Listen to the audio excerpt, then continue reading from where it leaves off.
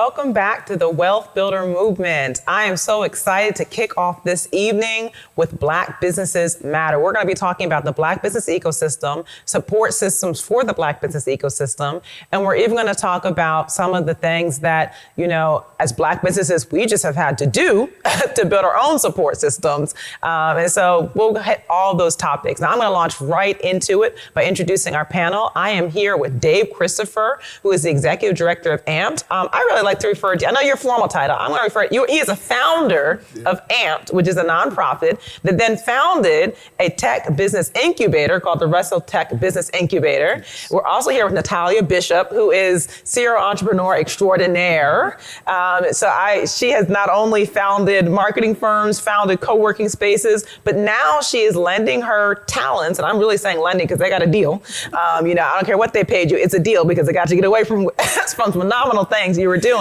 to donate your time. That's what I'm gonna call it, donation of your time to be the Director of Innovation and Entrepreneurship at University of Louisville. And they're also supporting businesses, Black businesses, through a couple of different efforts, which we'll get into tonight. So I'm gonna start, and then of course, James Bank, who's our virtual guest this evening.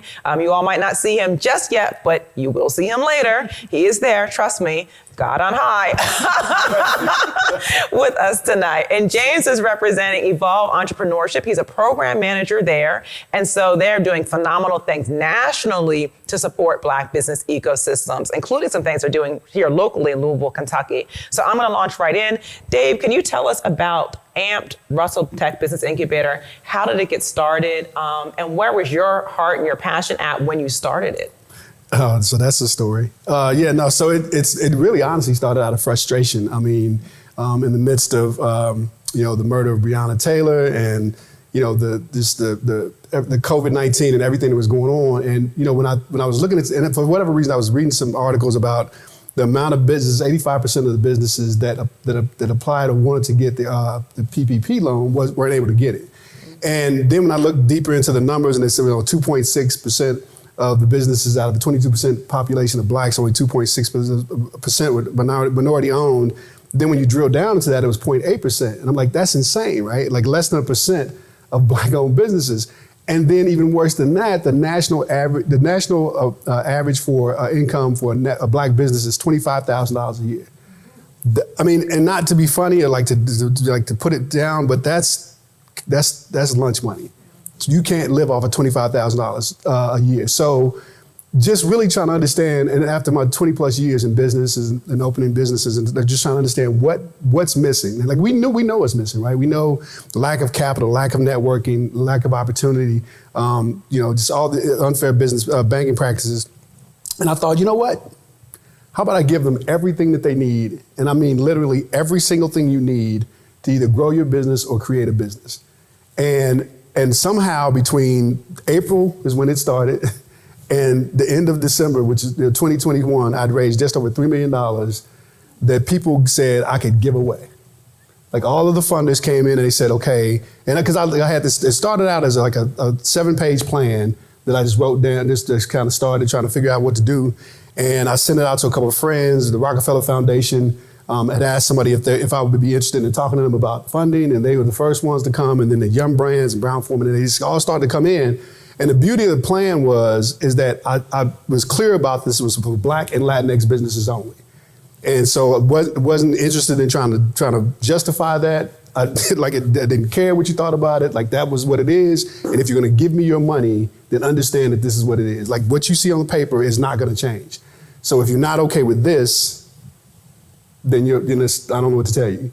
And so they have entrepreneur support, which is, we have so if you have personal bills, right? Like we all know, like when you're trying to grow a business, stuff happens, right? LG&E bill, the car breaks down, like whatever it is, we had $200,000 set aside for that. Seed capital, like equipment and accounting and like whatever, and not just like teaching people how to do accounting or getting them QuickBooks, but to actually hire an accountant for them. So like mental health counseling, like all those things. And so I could go on and I don't want to take too much of the time, but like every single thing that you can think of. People ask me, well, what will you do for us? And I'm like everything. We're even backing leases like for people that have credit issues. So if you want to lease a space and people want to lease you a space, and say it's, 200, we just recently did this. We put $200,000 in an account, told the leasee, like, here's 2 years worth of rent. If they don't pay it, it's right here. So give them a fair rate, give them a 5-year lease. We do the same thing with banks. But I'm going to stop. That's so pretty much everything. You're right. It is literally everything. And oftentimes when people are trying to support the Black and Latinx ecosystem, it's a lot of, I'm a big proponent of education. We're educating people right now through this program. Yeah, absolutely. But, it takes more than education to get a business off the ground. And we know that it takes capital investment, it takes resources, it takes community, it takes social capital that needs to be built. And so, Natalia, you are not only representing U of L tonight, but you're also, as myself as well, full candidate, right? Full honesty, right, on this. We are both involved in this program as business coaches, but you are also involved at University of Louisville and what some amazing work they're doing with a health equity innovation hub. You want to talk a little bit about that? Yes, and I will say, I love you, Dave, and thank you for everything that you're doing. And yes, it's a pleasure to be a part of it because, as you mentioned earlier, over-mentor on the resources, what we see time and time again for Black and brown businesses over and over and over. So to have such a radical, different way of doing business for small businesses that are Black and brown owned is just fantastic. And I hope that we take this everywhere and replicate it out of Louisville. So that's the plan. But outside of that, let me talk to you a little bit about the University of Louisville and what we're doing and what we're hoping to accomplish through the hub. And specifically, I want to talk a little bit about the Change Lab because I think that's one of the most exciting pieces of what U of L is doing right now. And while I'm not the director of the Change Lab, we have a wonderful, amazing, brilliant woman, Ivory Rollins, who's the director of the Change Lab.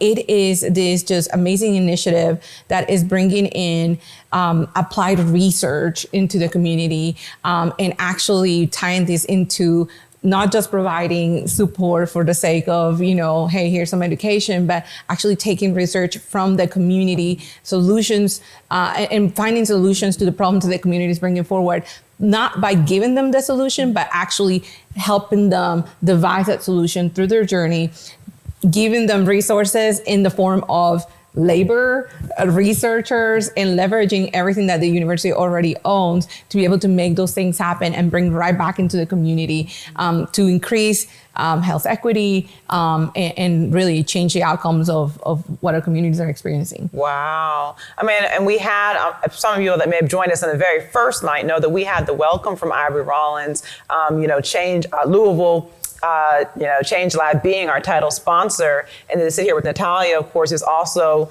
involved in that program. It's just a blessing for us as wealth builders. And I think what I'm hearing from both of you, though, is that this might be local efforts that you're doing now, but you both want to extend it to a national effort. And so that's going to take me to our virtual guest, if we have him on the line, James Banks, who works with an organization called Involve Entrepreneurship. And their goal, as I'll let James explain even further, but their goal is to support local entities that are doing the work, and so that they kind of they're this national umbrella with it. And they supported an effort here called Reunion that Allen Houston's foundation had done, and that was a phenomenal effort. So if we have James, on the line and ready, I'd love for you just to introduce yourself, your organization, and tell us about what you all are doing to support Black ecosystems. Yeah, of course. Can you guys hear me okay? You? Everybody can hear me? Okay, great. So I'm a program manager with Involve Entrepreneurship, and we're actually a 501c3 that's working with underrepresented founders to build a community and a platform that basically advances equity and access in the entrepreneurship ecosystem. So combating trends of disproportionate funding, underrepresentation for diverse entrepreneurs, and we basically do this by being committed to partnering with social capital networks, providing connections, training, mentorship, advocacy, whatever they need to pretty much springboard their businesses to the next level. We're really there to just hustle for them, just looking to grow and be ecosystem builders, generally paving the way for Black and women entrepreneurs to succeed. And one thing that I want to mention, and I'm not going to make you guys full disclose your relationship, the nature of your relationship. But what I love is that at Wealthbuilder Movement, we say wealth is a group activity. And here we have two panelists who I actually know separately and came across separately. And I'm talking to James, who's in a whole nother state, who's doing this national effort. And he says, hey, I'm partnering with somebody in Louisville that, would be great for this panel, and I'm like, yeah, he's already on it. So we have, again, we have people working together because so often we can find ourselves in these silos. Mm-hmm. And so, Dave, I wanted you to talk about that concept of de-siloing the efforts so that we have more energy, more power, more funds to help more Black businesses. I mean, it really comes down to truth. Like, what are you really doing this for? Like, what's the real purpose? What's the goal, right? If the goal is to lift up Black and brown businesses, lift people out of poverty, then why does it just need to be me? I can't. The problem is too big for us to believe that we can do it ourselves. Damon John said one time, somebody asked him, what's the business advice you can give me? And he said, if you ever go into business to make yourself famous, the business will fail. Mm-hmm. If you go in business for the business, then it'll grow. Mm-hmm. And so I think of it like that, like every part, like the connection with Natalia, the connection with you, the connection with James, like all of those are parts that we need because this thing is much bigger than any of us, right? Mm-hmm. And so I don't need you to know who Dave is. I don't that doesn't matter to me. Like that, what I need is for people, for Black and brown folk, I need that number to go from 0.8 to 22%. Like that's what I really need because that's the population, right? And then you talk about taking it outside of this city and state because this problem is not unique to Louisville, Kentucky. And so we are working with the University of Louisville, the Commonwealth Institute of Kentucky to do evaluations on this program to get it right. And we also have a wealth strategist, Dr. Pamela Jolly, in addition to that. So we have a lot of different partners, not just local partners, but like partners all over the country because it's important. It's big. Wow.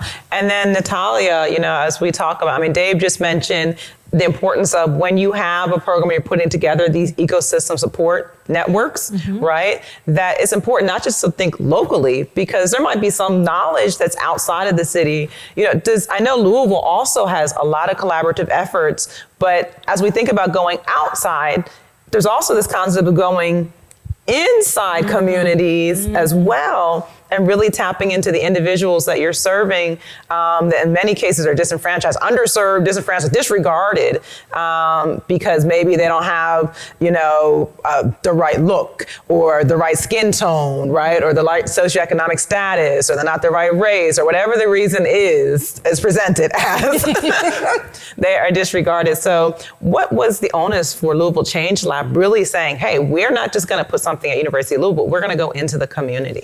I think what is really interesting about this effort, especially coming from a university, in a metropolitan university as ours, right, is that someone finally was like, we've been doing this really not right.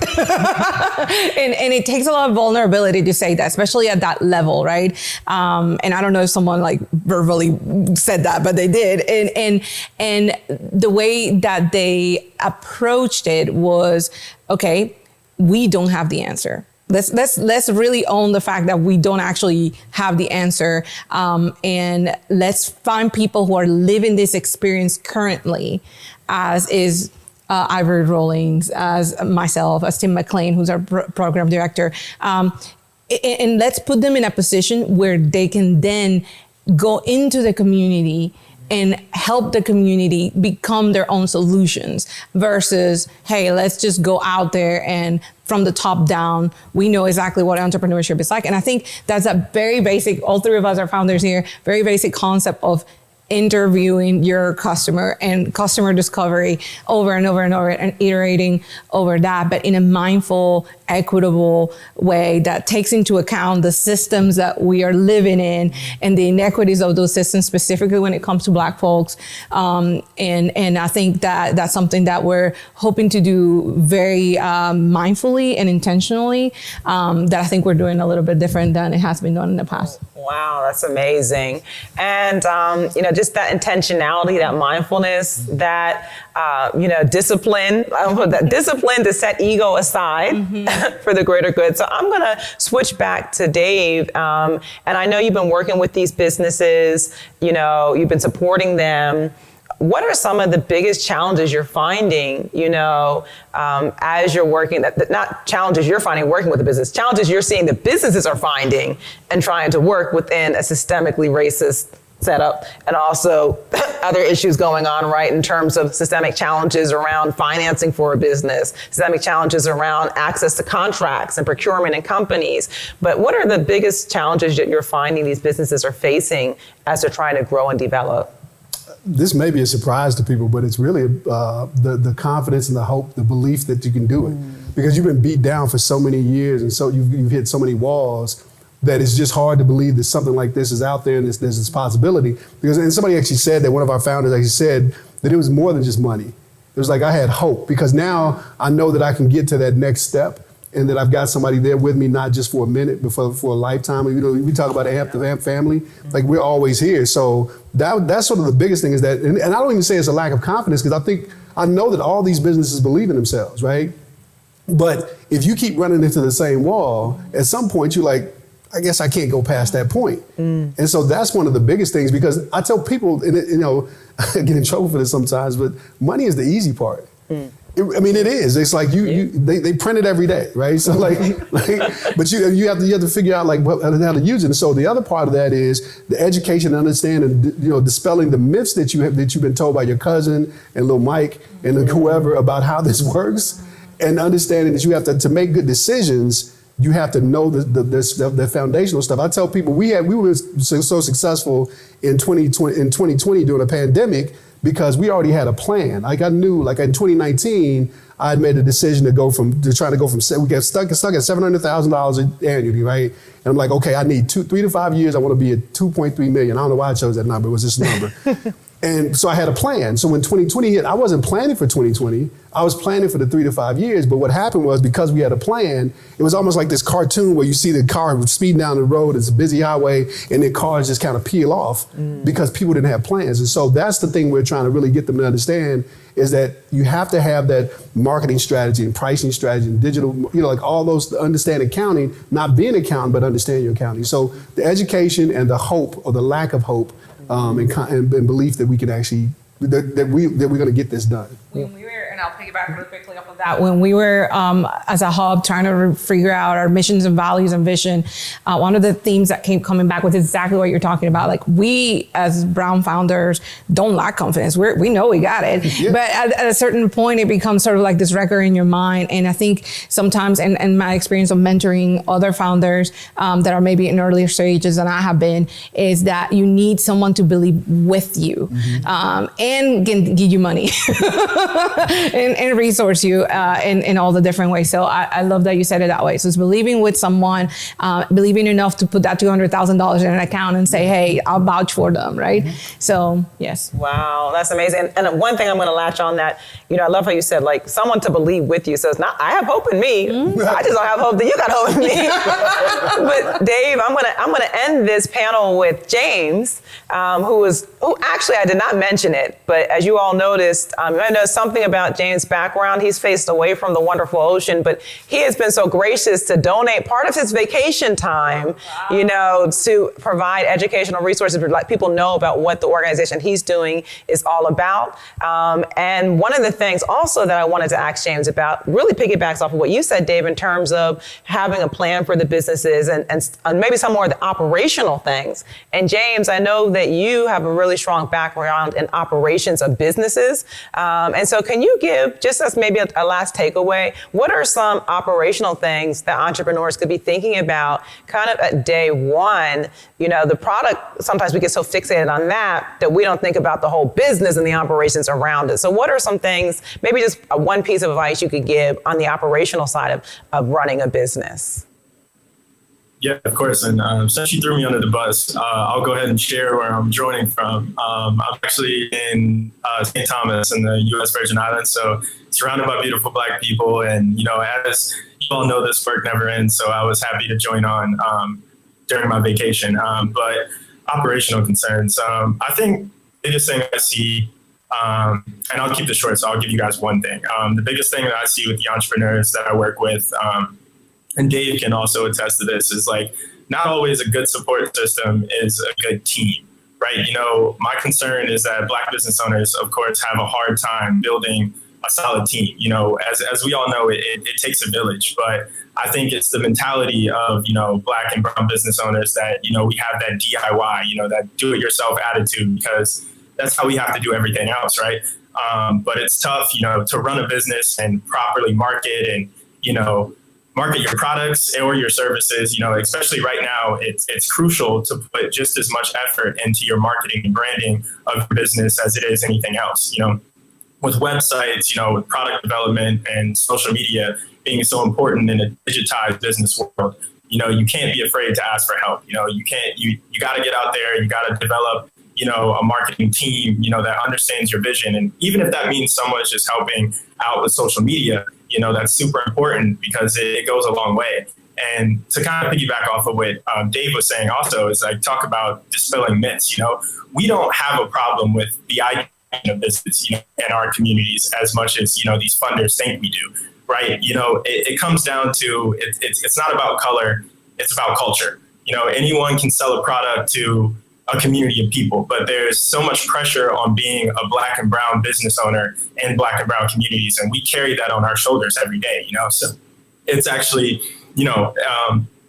but if you're selling a product or a service in our community, there's always a piece of your business that is preserving our culture, and it's better you than a large corporation profiting off of that culture. So, which is why, there's so much power in saying buy Black. And I think we have to just be mindful of that, when we step into, wanting to create a business, and also be super mindful of that as consumers.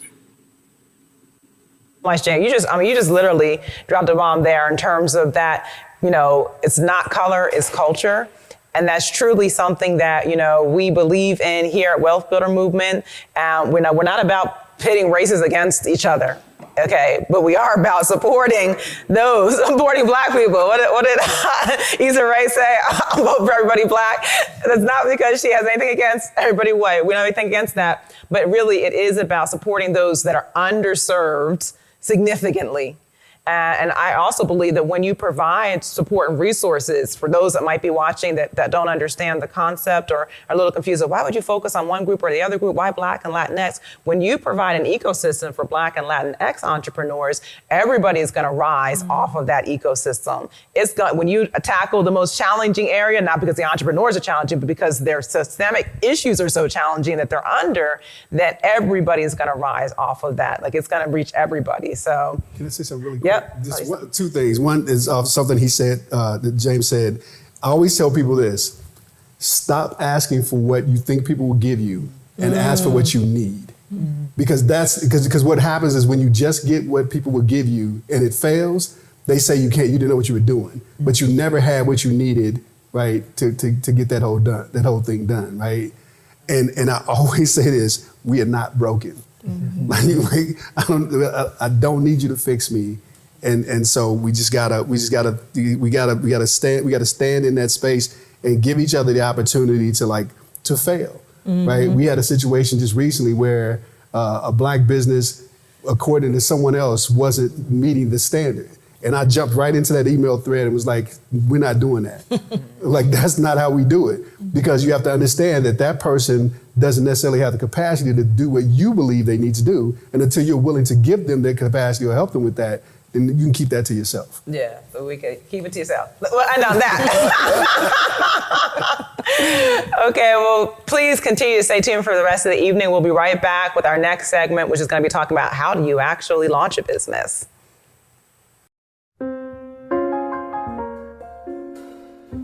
We are proud to bring together university resources, Tier 1 level research, and residents as expert collaborators from West Louisville neighborhoods. Why West Louisville? The greatest of all time comes from West Louisville. Cassius Clay from Louisville, Kentucky. I am the greatest. Knowledge, resources, and love abound. It's access that we all need. Louisville Change Lab is your connector.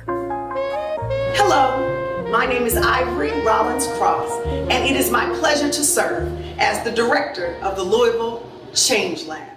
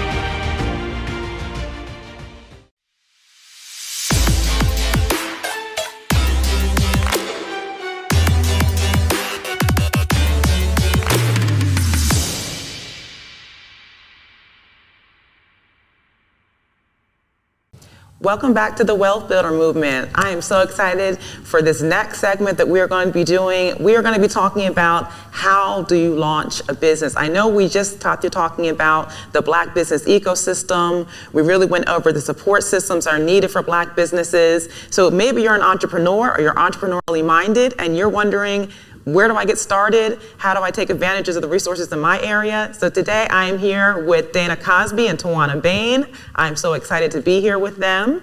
Dana, I'm going to start with you today. And normally the first thing that people want to know is like, how do I get legitimate, like legalized? And for our audience, Dana, of course, is a lawyer. She got her law degree from Duke, but as entrepreneurs, particularly Black entrepreneurs, you're very fortunate. Dana has a business, which, can I mention Business Sidekick? Business Side Chick. And Business Side Chick is really legal services as well as I kind of get almost like chief operating services, operating officer services for entrepreneurs and startups, small businesses that maybe you can't afford your own in-house counsel, general counsel, but you can access Dana. So Dana, my first question is, we have a lot of businesses that start out as side hustles. And when we're doing it on the side, or maybe it's a hobby, we're making some cash, maybe we can do something at the farmer's market or a vendor fair. But what's the difference between having a side hustle, a hobby, and an actual legal entity, a legitimate business? Is there a difference? Well, they're all related. So I think most successful entrepreneurs do all of those things. So the most thing about being legitimate is just like as a person, you got to have papers. Okay, so just like we have our social security number, you have to be able to figure out what is the business, who owns the business. So a lot of times when people have to legitimize it, they are looking to paper it. Okay, to make it legitimate, just like you need to have your photo ID, you need to have your social security card or your passport. So a hustle is a way to make money. So there are some really amazing people out here who figure out they see all these opportunities to make money and they get the money. The hustle is they get the bag, they secure the bag, they get the money. That's hustle. A business requires you to build a system so you can have a recurring. You figured out, okay, where are my resources going to come from? Who's going to do it? And how do I keep it going? So a business always has an idea of how to keep making the money and how to get the resources that you need. Then you have to actually form a company because the company is going to hold that business and own it. It's the way you're able to establish ownership.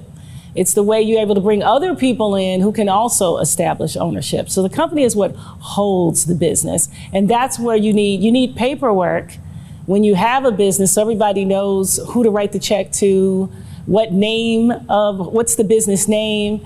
And then you also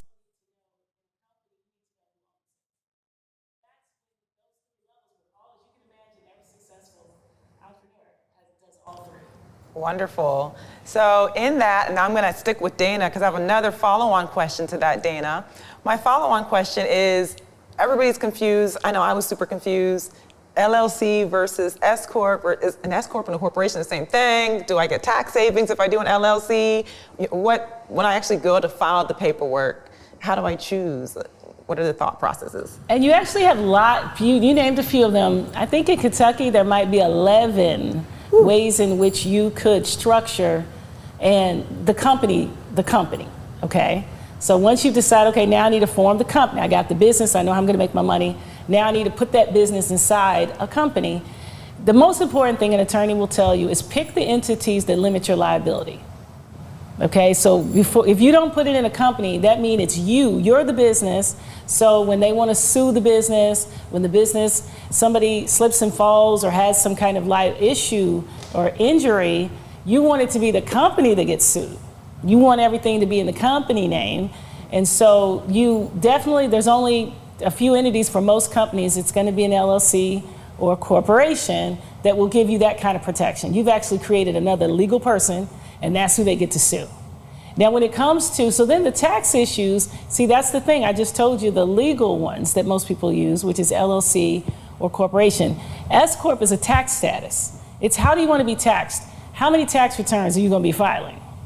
Okay, so if you choose a pass-through entity like an S Corp, the company is just informational. This is how much money the company made, but the actual taxes get paid on your individual tax return. So it gets taxed once. If you don't do that, you do a C Corp, corporation, then the corporation files a tax return, it pays taxes, and then if you ever get any money, because you're going to want to get money from your company outside of wages, then you're going to have to include that in your tax return and pay taxes again. So you got to make the legal decision, which is limit your liability, and then you got to figure out what's my tax strategy. Wow. Okay. There you guys go, from free legal counseling and unofficial. I've learned enough from Dana to know that you cannot do that. Consult with your attorney, and also, a little bit of tax wisdom. We won't call it tax advice, but tax wisdom. So I'm also here with Tawana Bain, and Tawana, you had several companies, and one thing I want to point out to our audience is that Tawana, I consider her the black female Elon Musk.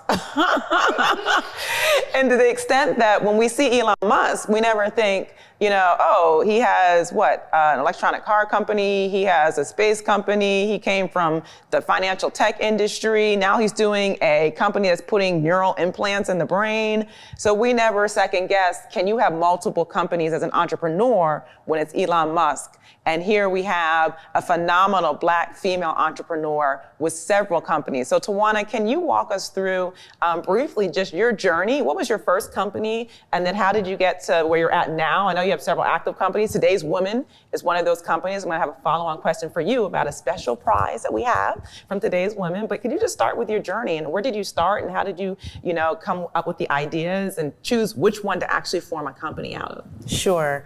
Well, what's interesting, Dana, I think that's the best that I've ever heard that explained from a legal perspective and a liability perspective. So I just really learned something sitting here today. My first company was NAC, which is still around, but it has evolved quite a bit. And I actually started that company up as an S Corp. Now all of my entities I set up as LLCs. I think I have an understanding of why I did that, but I have a much better understanding today. I started my first business really out of a necessity. I was in a career where I had started a business for another entrepreneur. And once we had grown to a certain degree, she was ready to change directions and bring in different leadership. And at that point, I made the decision that I wanted to strike out and go out on my own. And we started as just a telemarketing firm. And as we got into that, I found myself adding on services for our clients. And before I knew it, we were doing everything, like some of everything. Oh, wow. Yeah. And I just remember sitting back one day after going to a couple business seminars, hearing about, organizing and focusing your messaging, and decided to really sit down and categorize all the different things that we were doing. And I recognized that what we were really strong at is project managing multiple marketing lanes. And so if a company wanted to work with a single point of contact as it related to marketing, they gave us a call. Now I will say, that was the first, that we started. And there were some serious turn of events that transpired later as I was an entrepreneur that really forced me to rethink putting all my eggs in one basket. Wow. So you also, I won't go into all the businesses that you have, but I will mention that you just rebranded a restaurant that you have called the Black Jockey Lounge now. Can you talk to us about I know a lot of us, that are Black entrepreneurs end up in the food industry. We end up in the restaurant business, and we're trying to navigate that. We're finding out that the profit margins in the restaurant business, you have to be very tight to get those profit margins. So Tawana, not having come from the restaurant industry, how did you as an entrepreneur manage having that idea, having that vision, and then learning along the way to build a successful restaurant? Sure. Well, I think with anything, when you have a business, you need to understand what you're really good at and what you're not. And I think oftentimes we try to be truly the jack of all trade. And the reality is I like to consider myself an amazing marketing strategist, a great project manager, but I am not a restaurant operator. And so I recognize that out of the gate, but I had a vision for bringing a space into downtown Louisville that is open to everyone, don't get me wrong, but we're in Louisville, and how many atmospheres could you go in as a professional or an affluent Black professional? And it was upscale, it had good food, it had a nice vibe. And so I wanted to create that for our city. But I also recognized my limitations. So I went out and found individuals that were good in the restaurant industry, that knew how to cook, that understood how to run a bar, everything that I could not do. Because what I explained to them was, I have this vision and I want to enjoy it too. So I do not plan on operating it. As a matter of fact, I don't even know how. So. Wow. And that's a really good segue back to you, Dana. I want to ask you about how do we avoid situationships? So what Tawana's saying is, don't go it alone. Get some business partners in with you, hire the right employees. But oftentimes we can find ourselves in these situationships where we had a friend or we found somebody and there was no legal agreement. I know you've seen a lot of things, I'm sure all of which you can't talk in detail about. But could you give our entrepreneurs some advice on how to avoid getting into complicated legal situations with at one time great friends who became business partners? The most important thing is, if you want to be a good business partner, you have to be a good business partner. It's the same way it works in all relationships. So the most important thing in all relationships is that you have to be assertive. So a lot of times you can imagine when the person's passive, okay, they never speak up, they never say what they want. Those always turn into bad business relationships. They let somebody dominate, or somebody dominates. They never listen to the other partner. They don't take advantage of two heads are better than one. They don't listen, so they're aggressive. And then you need the assertive person who, this is why I'm here, this is what I'm trying to get out of this relationship, this is how I want to make my money, this is what I bring to the table, and if you want that from the other person. So everybody needs to practice their assertiveness. And then you want to document it. So a lot of times I refer to it, having a business is a legal thing, just like getting married. It's property oriented. So just like you hear everybody talking about prenups, that's exactly what you want to do. You want to make the agreement while you're getting along, while you love each other, and everybody be honest and what they want to get out of it and what they're afraid of, address all your fears. So that way, when things don't go so well, you have a roadmap. You've already decided how those things are going to go. And so your business relationship, your business partner is like all the other partners in your life. You're going to have to be the good partner so you can get the good partner. Wow.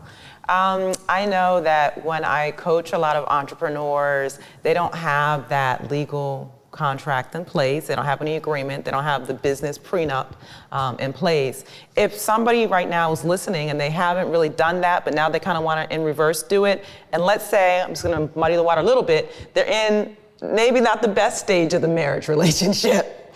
Is there any advice, just words of wisdom in your experience? How do you, what should you be thinking about when you're trying to come together and form an agreement in the midst of maybe a disagreement? You're both on the same page, something needs to be done, but how do you navigate that? And it's because you're always in negotiation. So you got to know what you want. And you got to know, everybody, when you get in, whether it's a dispute or when you're doing the prenup, you got to know what you want. And you got to get that, your goal, and you got to be honest. I know a lot of times people think it's proprietary and it's secret, but transparency is amazing in business. You actually get to trust quicker with transparency. So a lot of times, even in disputes, you have to understand, everybody needs to bring what they want, and let's find, it's not always going to be a win-win, but maybe if we can get most of what we want. You get what you want, I get what I want, and you should always be doing that when you're dealing with your business partner. you know, you got to be a good partner. Are they getting what they want? Because if they're not going to stay very long. People are going to do it for so long, and you're not going to stay very long. If everybody's always focused, it sounds very selfish, but as long as you're focused on what you want and you're aware of and cognizant of what they want, then even in a negotiation and dispute, we're gonna fold up this company, we're gonna walk away. What do you want? What do I want? That's always the discussion. And so I would say start getting good at writing down what you want, let them write down what they want, and then when you guys get there, hire the attorney so they can paper it.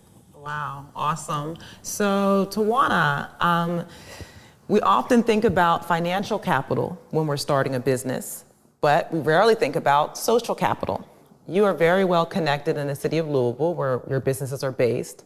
How would you advise entrepreneurs to build social capital? Let's say they're just going from the corporate world to the entrepreneurial world, and now they're trying to move into a whole new ecosystem and form partnerships with people in a whole new vein. Any advice you could give to people on how to build that social capital? Wow, that's a really, really great question. The first thing I think, Angelique, is showing up. You know, so often we have our head down and we're trying to build, and there's this opportunity to network or this opportunity to attend a workshop or seminar, and we just don't make time because we're so busy trying to do the work, working in the business. And in order to really be successful, you have to work on it too. So I definitely recommend make sure that you're showing up, you know, and making time to make those connections. To a point that Dana just made is you've got to be willing to trust people. So often, you know, you meet someone and they may offer you an opportunity and your fears paralyze you. And so you never go after those opportunities. You never form collaborations. You never take risk. And then the third I would say is don't burn bridges. You know, things happen. I understand you're going to have disagreements, but do your best. You know, don't be anybody's fool for sure. But do your best not to burn a bridge. You know, that whole concept is taking 10 seconds to think. You know, if you feel that you are frustrated or you are upset with someone, think it through. You know, talk to a couple advisors, because maybe, just maybe, your perception is not really what they meant by either a gesture or a comment. And I think that if you show up, learn to trust people and be willing to collaborate and take risks, and really, really work hard not to burn bridges, you'll watch your social capital build and build quickly. Wow.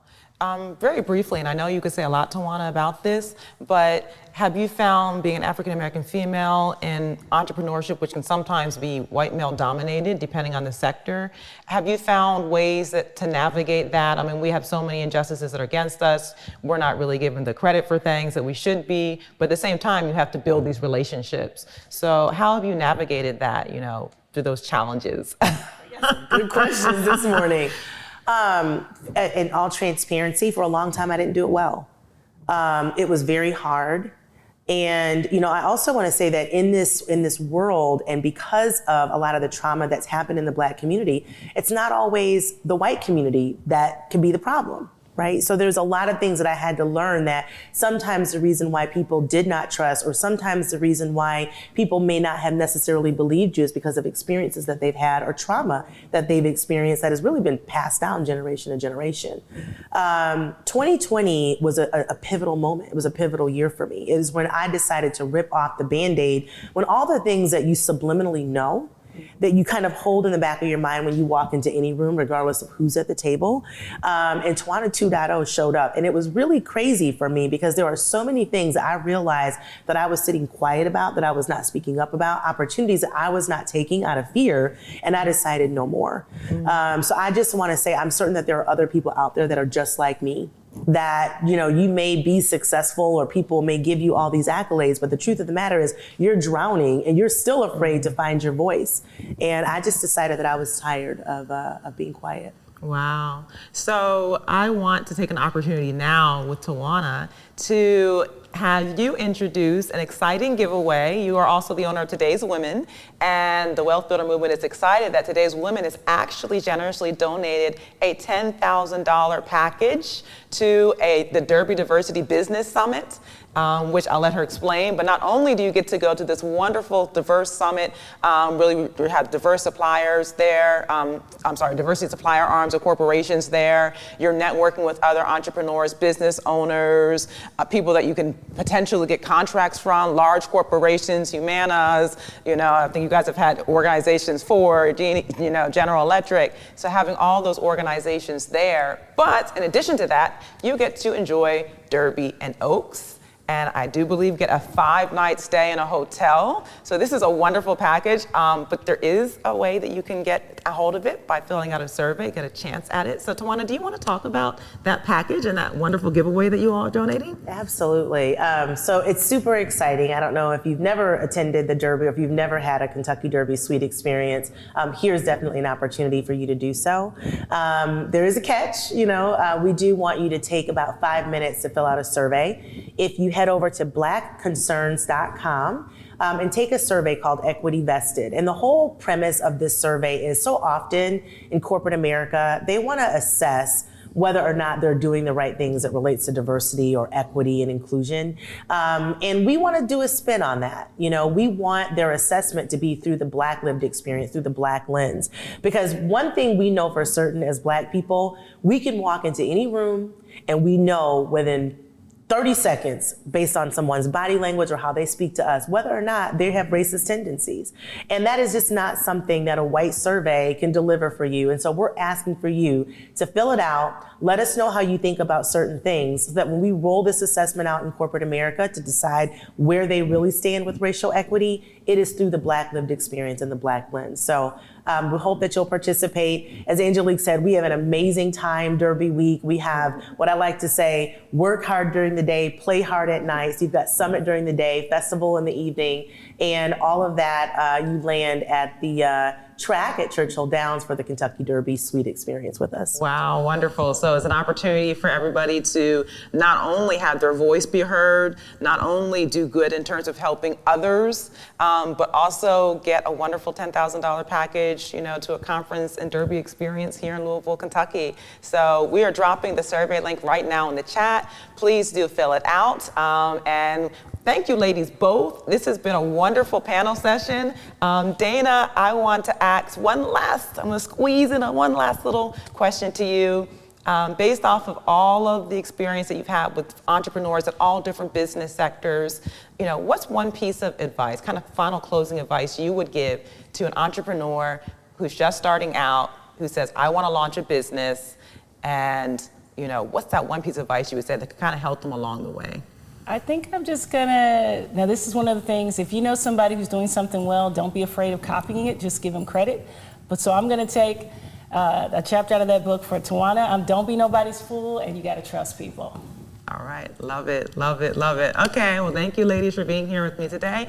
We will be right back with our last segment. Please stay tuned. We'll be back with the Wealthbuilder movement. Thank you. Hello, I'm Timothy Findley Jr. The Louisville Change Lab has taken the incubation model and enhanced it through innovation and outreach to the West Louisville community. We at Life Development Corporation are thankful to be a part of this transcendent initiative with the University of Louisville Change Lab.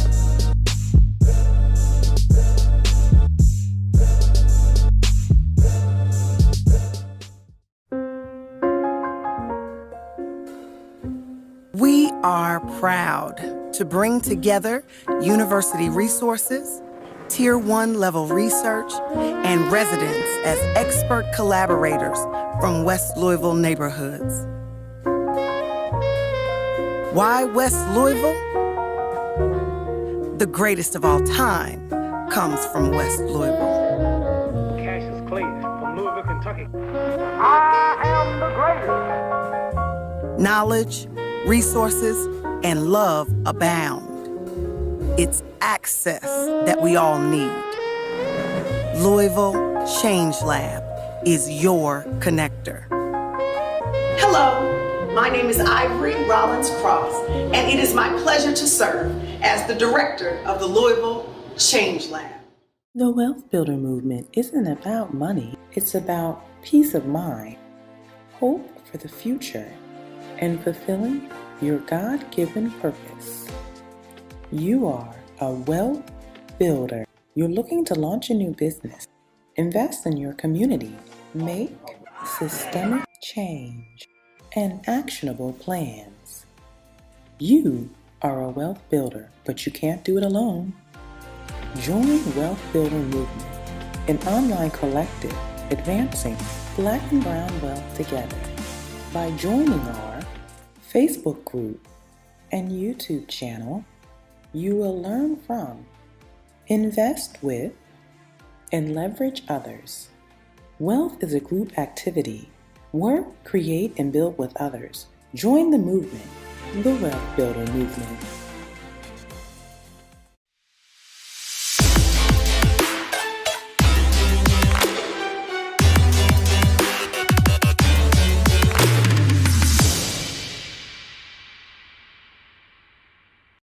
Welcome back to the Wealth Builder Movement. In this final segment, we're talking about how do you take a concept all the way to making it into a corporation. And the last segment, we were talking about how do you actually practically launch a business. But we know that really a business idea kind of just starts as a concept in your head, and you have to cycle through a lot of different ideas before you decide this is the one I'm going to launch.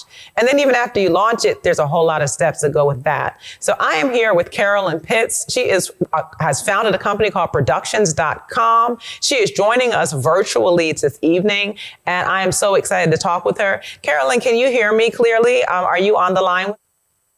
I am, and I can hear you. Hi, Angelique. How are you this evening?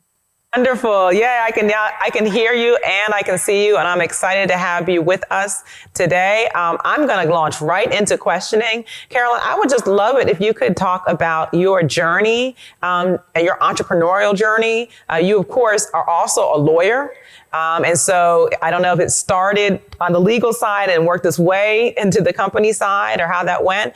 But, I would love to hear your story, and I know our viewers would also. Sure. Happy to share. My background, I'm an intellectual property and entertainment attorney, and I also have experience in management consulting, strategy work, and business development. And it turns out that all of those work very well if you're going to found a business in terms of just a framework to be able to think through some of the issues and be able to take an idea all the way from concept to corporation.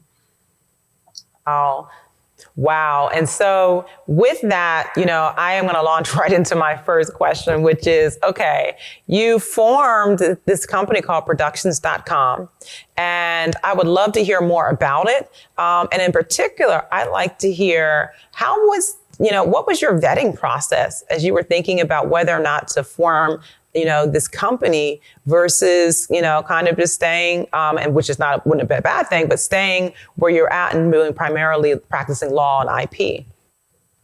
Yes, that's a great question that I get asked very often. I have always been involved in entertainment in some way or another, whether it was as a practicing attorney or as someone in undergrad taking courses in film, and in law school taking courses in film, writing some content myself. So I've always sort of kept my finger on the pulse of TV and film. I live in Atlanta, which, believe it or not, is the busiest production hub in the world. We have more production activity here in Atlanta than anywhere else in the world and in the country. And so I'm very familiar with our rise in activity. So over the last 10 or 11 years, Atlanta and the state of Georgia have significantly increased the amount of production activity, due largely to our tax credit that we have here, as well as our incredible experienced talent that's here and our backdrop and our wonderful weather. And so in watching all of that, I was really surprised to find out that in spite of the wealth of production activity, that local crew members really struggle to find work. It seemed really counterintuitive. It's like, starving in the middle of a banquet, or, being incredibly thirsty in the middle of a pool of fresh water. And so I did what I like to call research, but everyone else calls it customer discovery in the world of entrepreneurship, really just to find out, is this just what I'm reading? Is it just something that my clients are experiencing, that my friends in the industry are experiencing, or is this really a problem? And so I spent a good amount of time going to industry meetings here in Georgia. I also checked in with folks I know in different parts of the country. And I found out that, in fact, it is a challenge to find work within a production hub. When production is occurring remotely from where the content was greenlit, like here in Georgia, up to 70% of the crew members are actually flown in.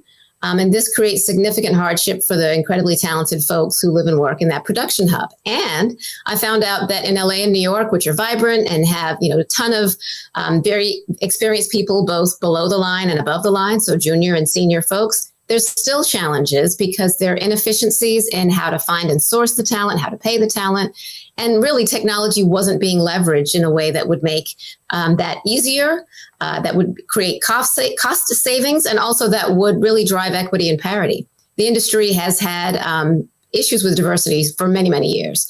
And so our platform is a technology, productions.com, that really makes it easier for our stakeholders, who are studios, music labels, and corporate brands, to identify, find, and hire production talent across the US and Canada, and we'll be expanding overseas soon.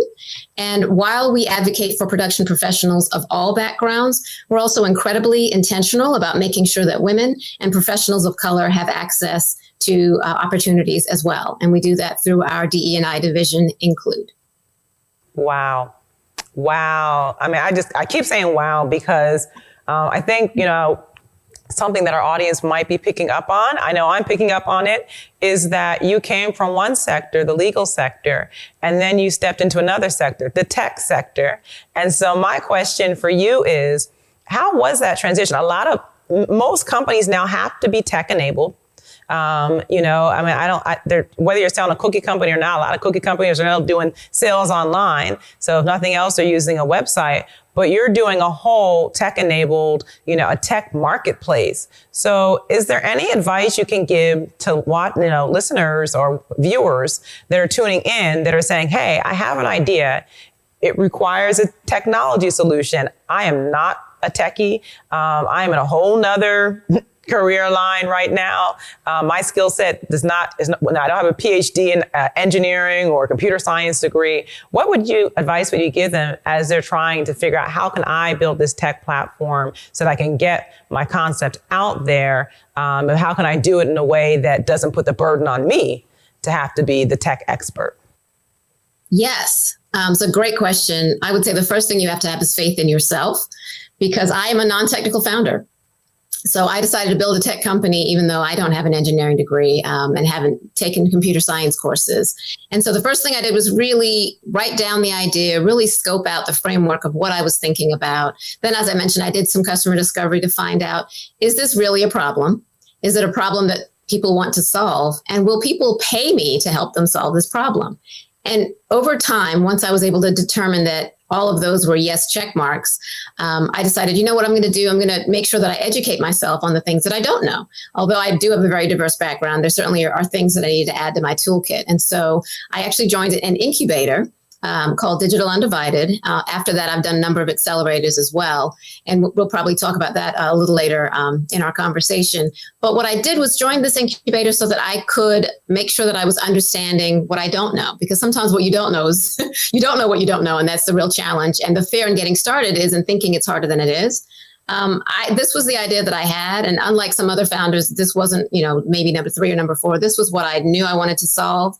My passion, my interests, and my skill set, even my location told me that the time was right for me to really explore whether and how to solve this problem.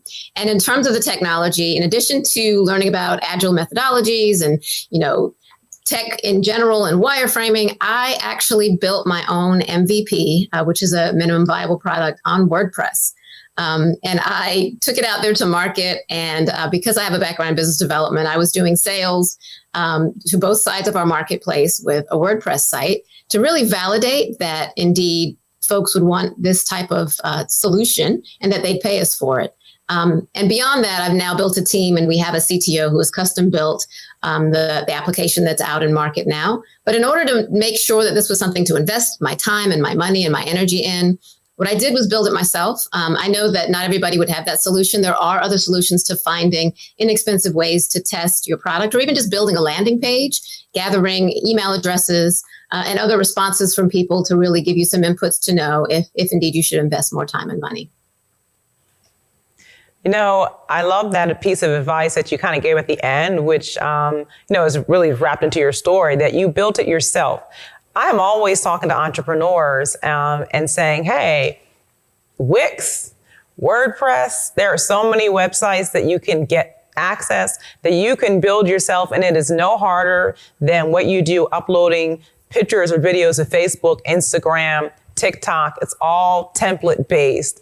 And the beautiful thing that I'm hearing you say about building it yourself is it's an aid for customer discovery. So you could literally, build a website, maybe even have pictures of a product line you might be thinking of, and even have a buy button on it.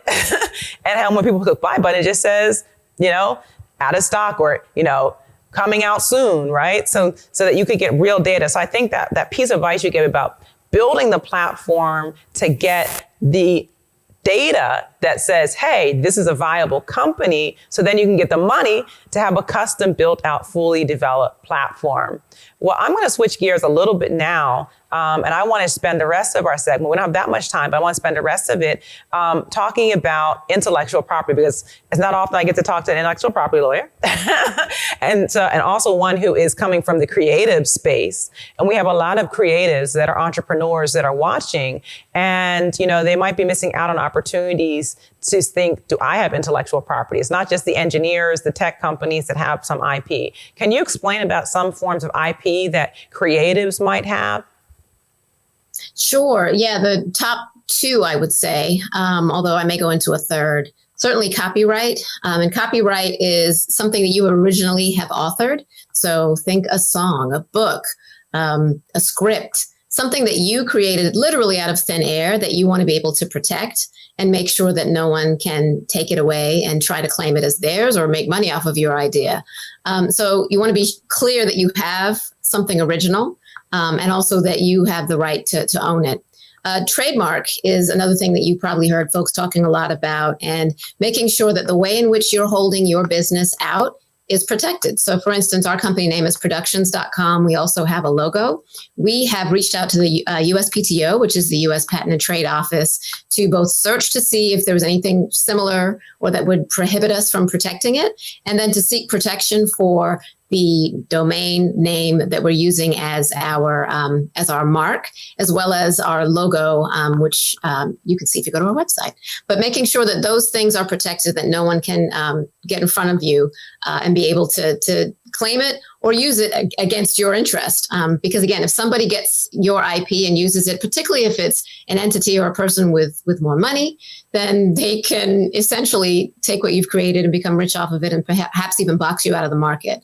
I'll mention trade secrets as well. Probably one of the best ways to think about that is maybe the flavor for Coca-Cola, the thing that makes it the most valuable. What is it that you know that you can use to make your business successful that will be a competitive advantage that no one else knows?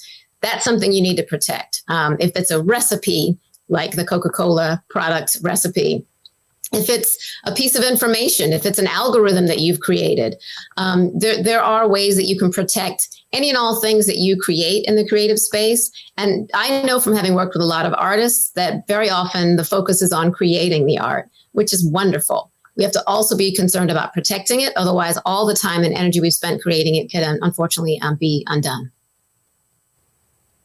We had another panel earlier this evening where Dana Cosby, who's also an attorney, she's an attorney for a marketing firm, and they do a lot of business with entertainers.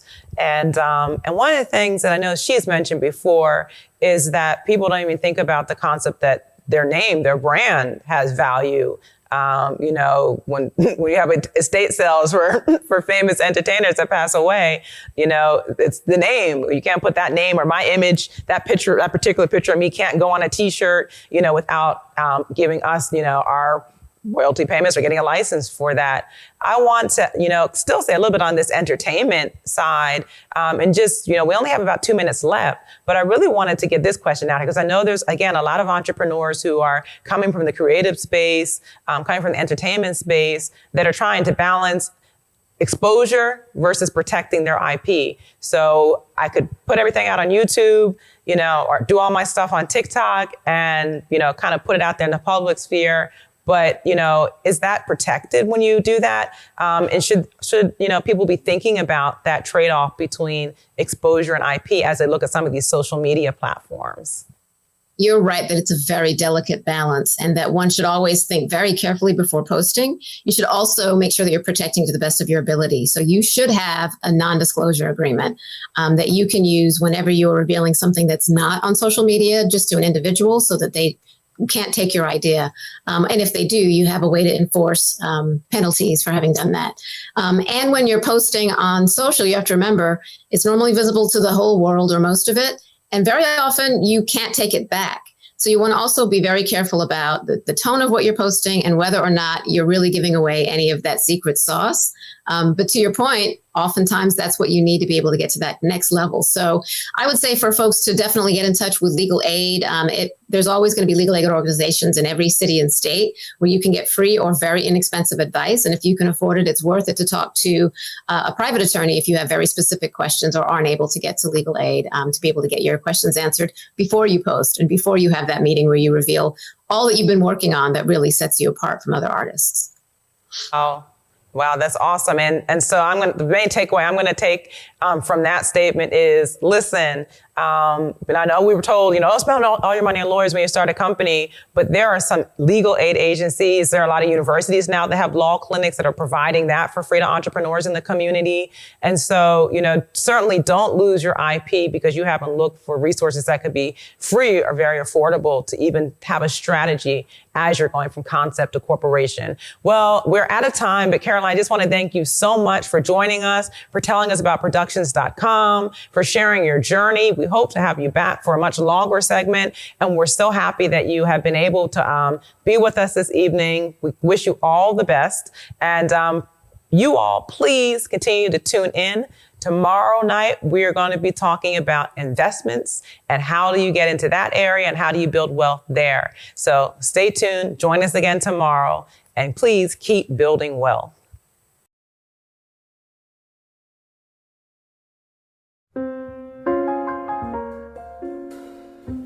We are proud to bring together university resources, Tier 1 level research, and residents as expert collaborators from West Louisville neighborhoods. Why West Louisville? The greatest of all time comes from West Louisville. Cassius Clay from Louisville, Kentucky. I am the greatest. Knowledge, resources, and love abound. It's access that we all need. Louisville Change Lab is your connector. Hello, my name is Ivory Rollins Cross, and it is my pleasure to serve as the director of the Louisville Change Lab.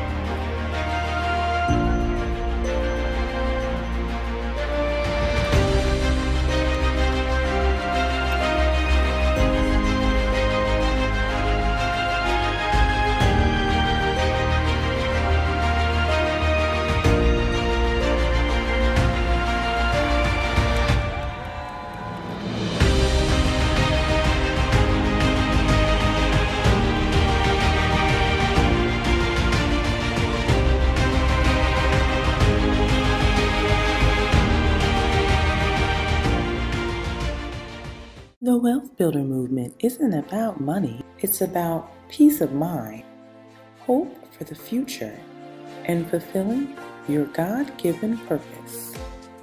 You are a wealth builder. You're looking to launch a new business, invest in your community, make systemic change, and actionable plans. You are a wealth builder, but you can't do it alone. Join Wealthbuilder Movement, an online collective advancing Black and Brown wealth together. By joining our Facebook group and YouTube channel, you will learn from, invest with, and leverage others. Wealth is a group activity. Work, create, and build with others. Join the movement, the Wealthbuilder Movement.